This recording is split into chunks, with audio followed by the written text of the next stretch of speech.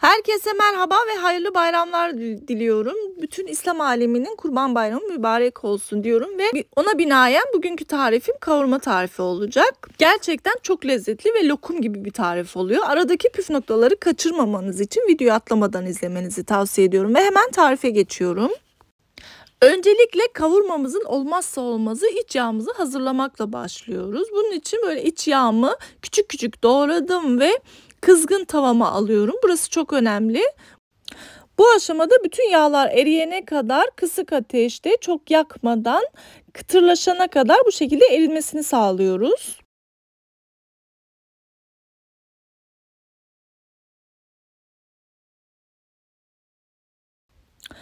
Evet, yağımı ocağımın diğer gözüne aldım ve orada yağlarım erirken biz şimdi düdüklüde yıkamış olduğum kuşbaşı etlerimi bu şekilde tencereme alıyorum.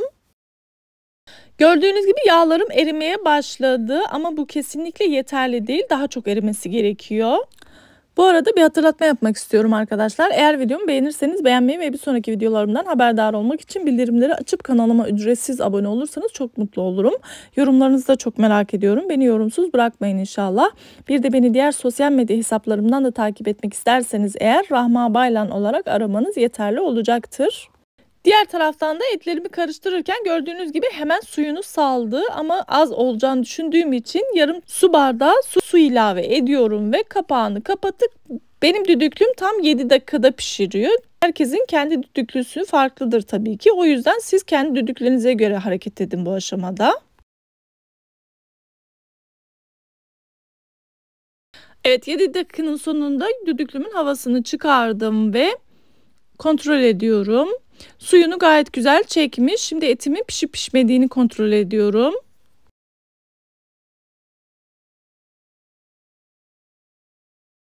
Evet, etim de gayet güzel piştikten sonra bu aşamada düdüklümün kapağını kapatmadan sadece geri kalan suyunu çekmesini bekliyorum. İyice suyu çekecek. Burası çok önemli.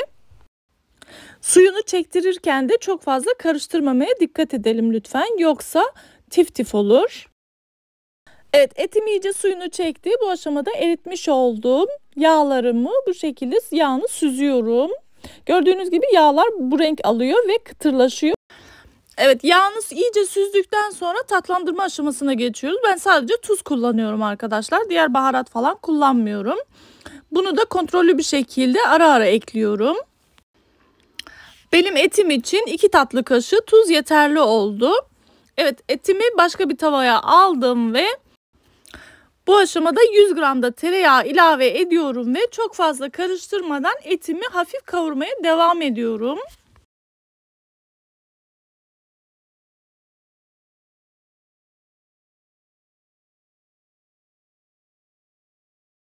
Evet arkadaşlar, gördüğünüz gibi etim gayet güzel kavruldu. Lokum gibi oldu. Gerçekten çok lezzetli oldu.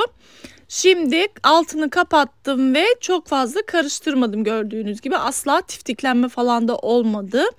Bu aşamada ocağımın altını kapatıyorum ve çok hafif soğuduktan sonra bıçak yardımıyla pet şişesinin dar kısmını bu şekilde kesiyorum.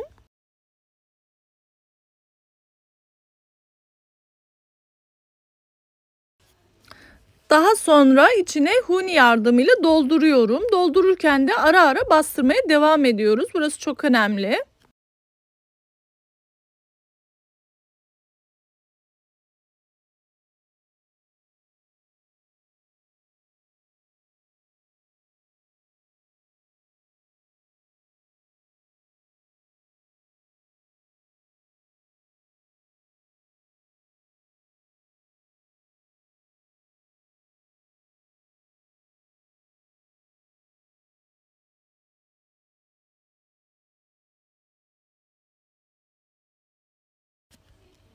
Evet, bütün şişeyi doldurduktan sonra streçle bu şekilde sıkıca kapatıyorum ve böyle ileri geri aşağı yukarı sallayarak buzdolabına koyup yağımın donmasını bekliyorum.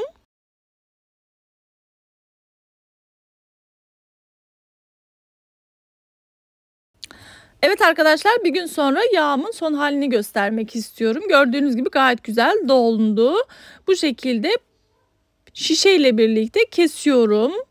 Bakar mısınız içine? Gerçekten orijinal kavurma budur. Yani çok lezzetli oluyor ve asla tadında, kokusunda hiçbir değişiklik yok. Gerçekten çok lezzetli. Ben bunu böyle yuvarlak yuvarlak kesip poşete koyup o şekilde dondurucuya koyuyorum. Ne zaman kullanmak istesem bir tane çıkarıp kullanıyorum. Gerçekten çok pratik oluyor. Her yerde kullanıyorum ben bunu. Hem yemeklerde hem sabah kahvaltılarında sade olarak da kavuruyorum. Gerçekten elinizde bir bulmuş gibi oluyorsunuz. Bir sonraki yeni ve farklı tariflerimde görüşmek üzere. Allah'a emanet olun. Hoşça kalın.